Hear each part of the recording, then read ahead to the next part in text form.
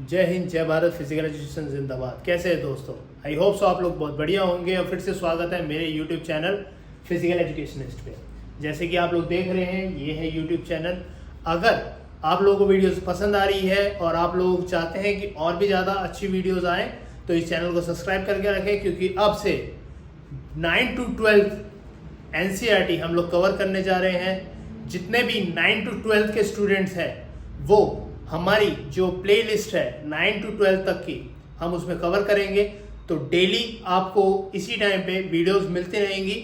और मैं गुजारिश करूंगा मेरे जितने भी सब्सक्राइबर्स हैं, जितनी मेरी यूट्यूब फैमिली है, उनसे कि इस चैनल को ज़्यादा से ज़्यादा शेयर करें। तो आइए चलते हैं और शुरू करते हैं आज के टॉपिक को।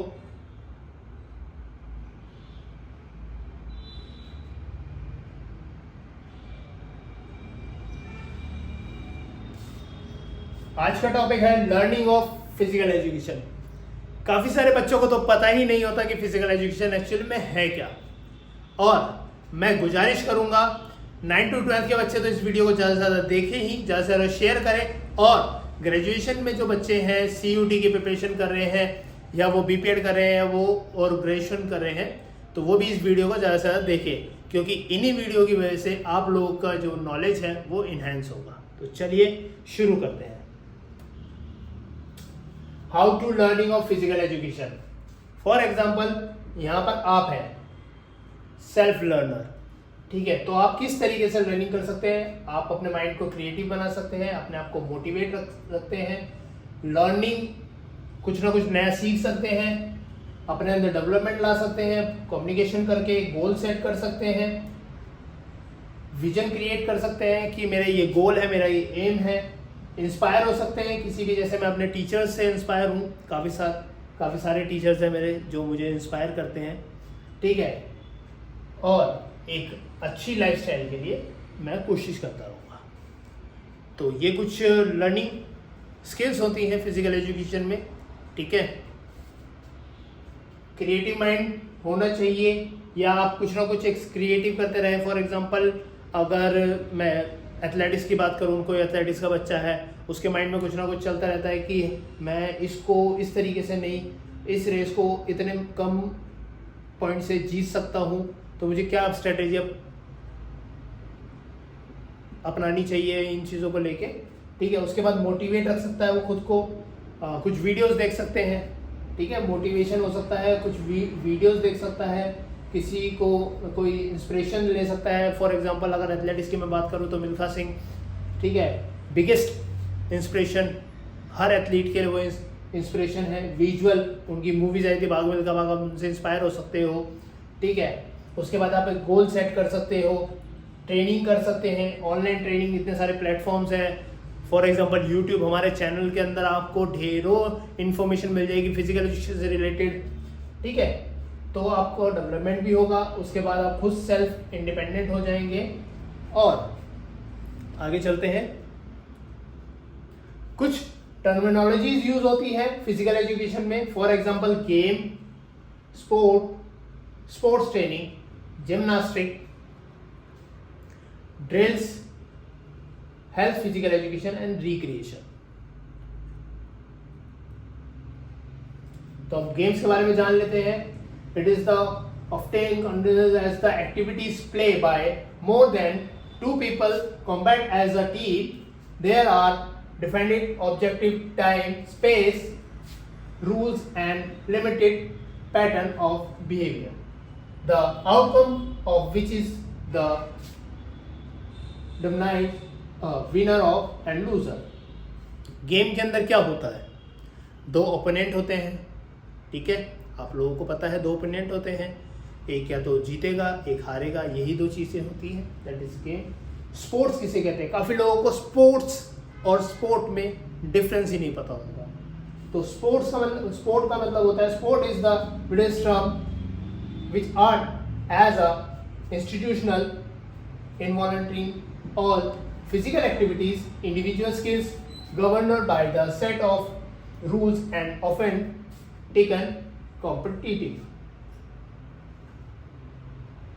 समझ में नहीं आया सर, दोबारा समझा दो। ये जल्दी जल्दी बोल दिया आपने इंग्लिश में। तो स्पोर्ट स्पोर्ट्स एक टर्म होती है फिजिकल एक्टिविटीज को लेके, इंडिविजुअल स्किल्स को लेके, एक गवर्नर, एक रूल्स के बिहाफ पर कि आपके पास कोई रूल बुक है उसको आपको फॉलो करना है, कोई गाइडलाइंस है उसको आपको फॉलो करना है।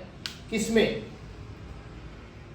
कॉम्पिटिटिवली, मतलब किसी कंपटीशन में हम जा रहे हैं उसको रूल्स एंड रेगुलेशन को, गाइडलाइंस को फॉलो करते हुए, that is a sport. Sports training, sports training आपको पता ही है स्पोर्ट्स ट्रेनिंग क्या होता है। आइए इसके बारे में और जान लेते हैं।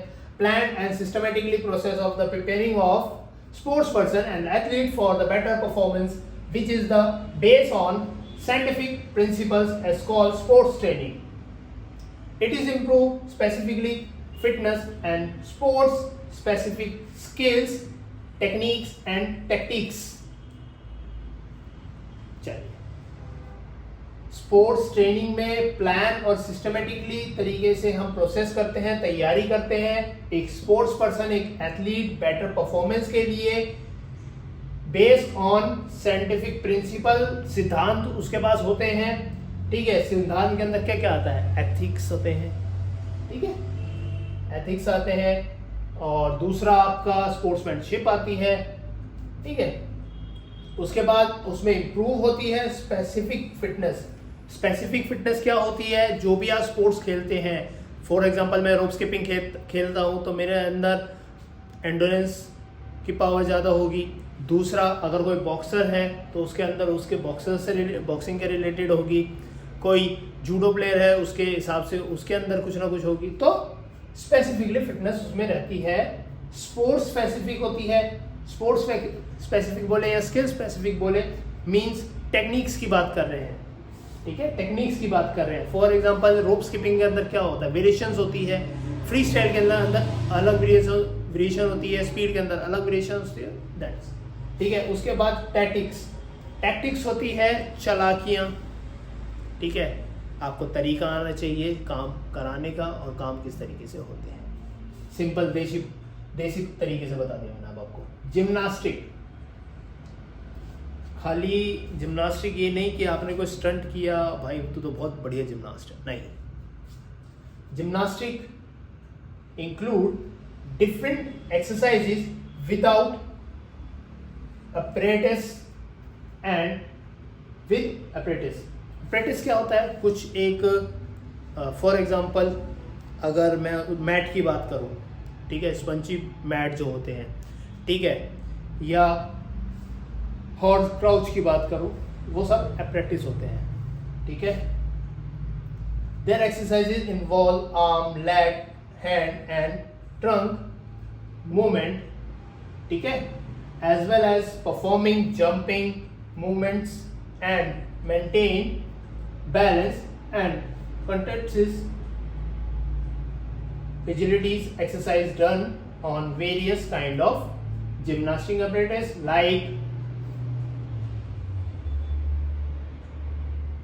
parallel bar, horizontal bar, beam, palmet, horse and rings।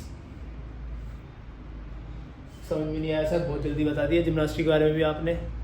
भाई जिम्नास्टिक क्या है? जिम्नास्टिक डिफरेंट एक्सरसाइजेस का एक जॉइंट करके जिसके अंदर हम प्रैक्टिस यूज करते हैं या नहीं करते। ठीक है, अब मुझे कार्डमिल मारनी, मुझे किसी चीज़ की जरूरत पड़ेगी क्या?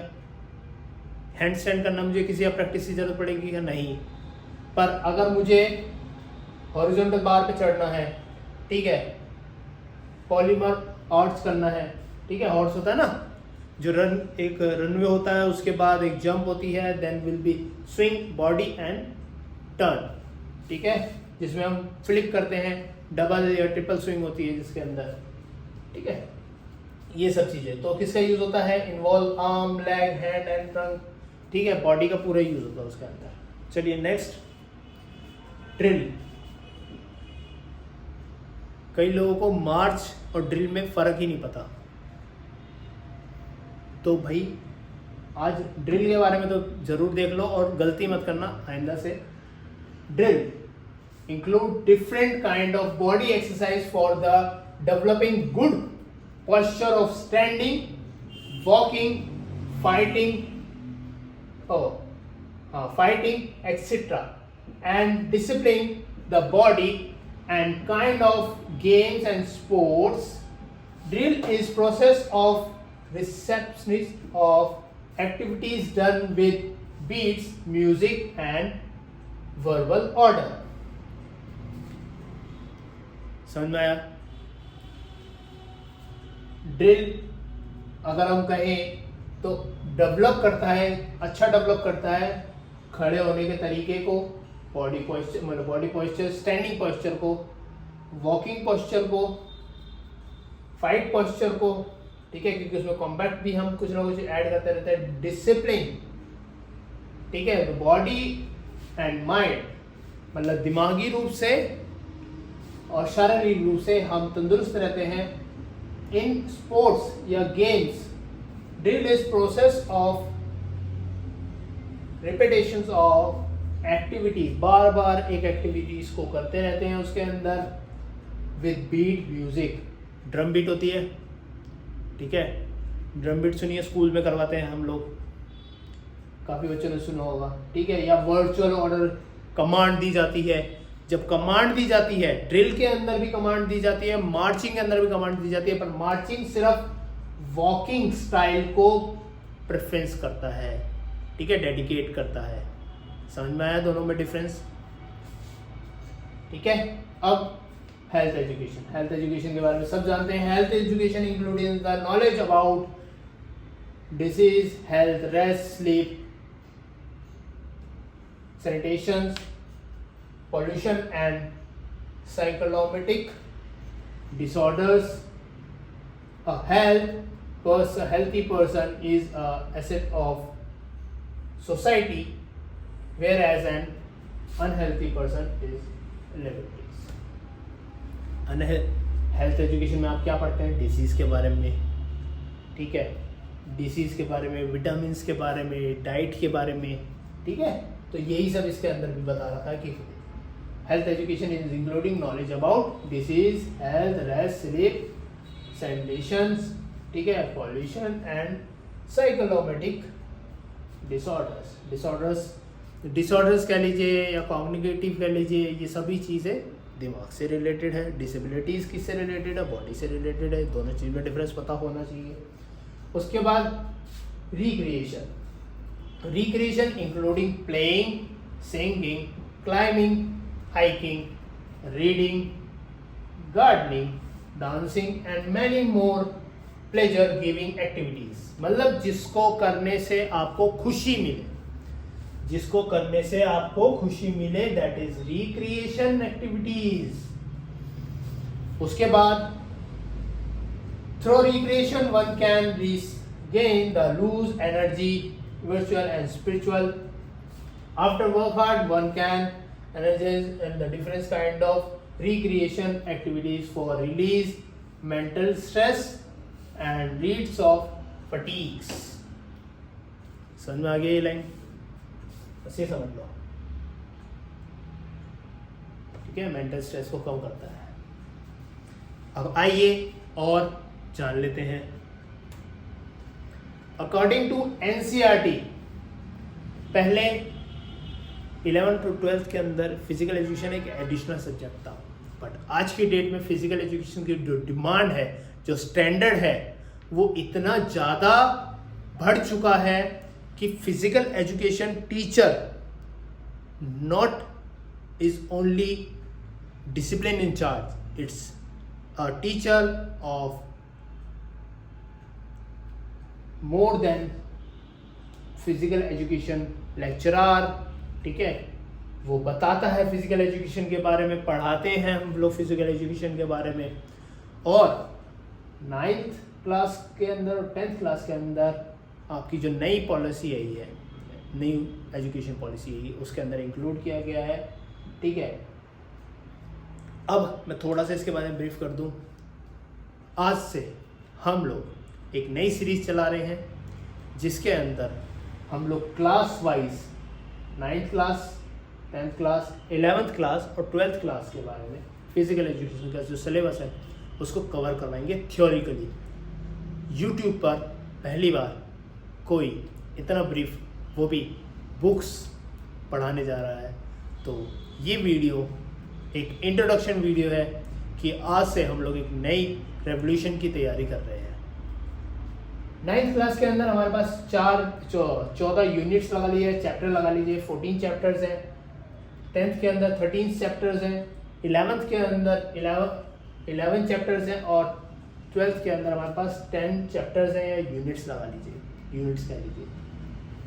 वो कौन कौन से हैं, बट उससे पहले मैं एक बात कहूँगा, 9, 10, 11, 12 जिसने ये चारों बुक्स फिजिकल एजुकेशन की पढ़ ली, ऐसा मतलब मैं ये नहीं कहता कि उसका एग्ज़ाम क्लियर हो जाएगा, बट उसके पास इतनी नॉलेज आ जाएगी कि फिर उसको कोई मात नहीं दे सकता। चलिए शुरू करते हैं। 9th क्लास के अंदर 14 चैप्टर्स हैं। फर्स्ट चैप्टर है हेल्थ एंड डिसीज़ के बारे में। हेल्थ एंड डिसीज़, हेल्थ क्या है, हेल्थ एजुकेशन क्या है, डिसीज़ के बारे में, विटामिन्स के बारे में, एलर्जीज़ के बारे में, डिसीज़ के बारे में, सब चीज़ के बारे में जानेंगे। इन्फेक्शंस के बारे में also. Growing up with confidence, growingness, ठीक है, एज के अकॉर्डिंग, ठीक है। जब एज आती है early, after, adultness and senior, ठीक है, इसके बारे में जानेंगे। What is the physical education, physical education को थोड़ा और ब्रीफ से जानेंगे। फिजिकल फिटनेस क्या है, स्पोर्ट्स ट्रेनिंग क्या है, इंडिविजुअल स्पोर्ट्स ये अलग, टीम स्पोर्ट्स अलग। उसके बाद एथिक्स इन स्पोर्ट्स, स्पोर्ट्स के अंदर क्या क्या तरीके होते हैं, एथिक्स होता है। एथिक्स को इसको हम सिद्धांत कह सकते हैं, एक तरीके से आपके सिद्धांत होने चाहिए, ठीक है। पर्सनैलिटी डेवलपमेंट थ्रू योगा, ठीक है। अगर मैं पर्सनैलिटी की बात करूँ, पर्सनल की बात करूँ, पर्सोना वर्ड से आया है, ग्रीक वर्ड है, लैटिन वर्ड है, सॉरी, ठीक है। तो ये सब। उसके बाद वेस्ट मैनेजमेंट के बारे में तो सबने सुना है, वेस्ट मैनेजमेंट, इसको हम थोड़ा ब्रीफ करेंगे। उसके बाद डाइट फॉर हेल्थी लिविंग, उसके बाद फर्स्ट एड एंड सेफ्टी की फर्स्ट एड के साथ साथ सेफ्टी का भी ध्यान रखें। Social health and adolescence friendly health service, ये सब क्या है हम नेक्स्ट वीडियो में आपको बताने जा रहे हैं। तो हमने जो सीरीज़ है हमारी 9th क्लास की जो प्लेलिस्ट है हम अलग बनाएंगे, 10th क्लास की प्लेलिस्ट अलग बनेगी, 11th क्लास की प्लेलिस्ट अलग बनेगी और 12th की अलग बनेगी। बट एक लास्ट के अंदर जो हम करेंगे वो सब कुछ कंबाइन करके हर एक चैप्टर को उठाएंगे, चाहे वो स्पोर्ट्स ट्रेनिंग हो, साइकोलॉजी हो, बायोमेकेनिक्सोलॉजी हो, एनाटॉमी एंड फिजियोलॉजी हो, गेम एंड स्पोर्ट्स हो, उसको रिवाइज करेंगे multiple times. Next 10th class के अंदर 13 यूनिट्स हैं, जिसके अंदर फर्स्ट है हमारे पास physical education relation with other subject. सुनते ही हैरानी हो रही है ना, फिजिकल एजुकेशन को हम रिलेट करेंगे अदर सब्जेक्ट से। Effects of physical activities on human body, growth and development during adolescence, individuals games and sports, teams game and sports, ठीक है। योगा फॉर हेल्थी लिविंग, ठीक है, हेल्थी लिविंग के लिए, ठीक है, स्वस्थ जीवन के लिए योगा क्यों ज़रूरी है, ठीक है, वो चीज़ पढ़ेंगे इसके अंदर। Dietary consideration and food qualities, ठीक है। Next safety measures for healthy living, healthy community and living, social health, agencies, awards, promotion, health and sports, and yoga. Next, class 11th, first chapter physical education. Next, understanding and health. Next, physical and physiological aspects of physical education and sports, individual games, team games, yoga. It's relevant in the modern time. आज के समय के अंदर क्या उसमें बढ़ोतरी हुई है. Safety and security, health related physical fitness, measurement and evolution, tournaments and competition, adventure sports. Next, class 12 के अंदर पहले जो था वो था planning in sports. Basically career के बारे में बताया जाता है इसके अंदर कि प्लानिंग कैसे करी जाती है, क्या क्या चीज़ें होती हैं. अब management and sports event. Management के अंदर क्या होता है, प्लानिंग, डायरेक्टिंग, ऑर्डरिंग, ऑर्गेनाइजिंग, ये सब चीज़ें मैनेजमेंट में आती है. तो स्पोर्ट्स इवेंट के अंदर क्या होता है, प्री, पोस्ट, ड्यूरिंग, इससे रिलेटेड. उसके बाद children with women and sports. Next, yoga as preventive measure for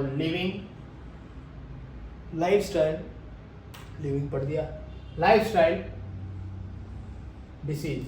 उसके बाद physical education and sports for CWSN, children with special needs, दिव्यांग बच्चे, ठीक है, ADHD, SPD, ADD, ये सब की फुल फॉर्म्स, डेफिनेशंस, ठीक है, ओरिजिन क्या है क्या नहीं, सब चीज़ पढ़ेंगे इसके अंदर. स्पोर्ट्स न्यूट्रिशन, ठीक है, ब्रीफ से पढ़ेंगे न्यूट्रिशन के बारे में, विटामिन के बारे में, मिनरल्स के बारे में, ठीक है, वाटर सॉल्युबल, फैट सॉल्युबल, दोनों चीज़ों के बारे में पढ़ेंगे, ठीक है. उसके बाद test and measurement in sports, psychology and injuries in sports, biomechanics in sports, physiological injury in sports, biomechanics in sports, psychology and sports training in sports. तो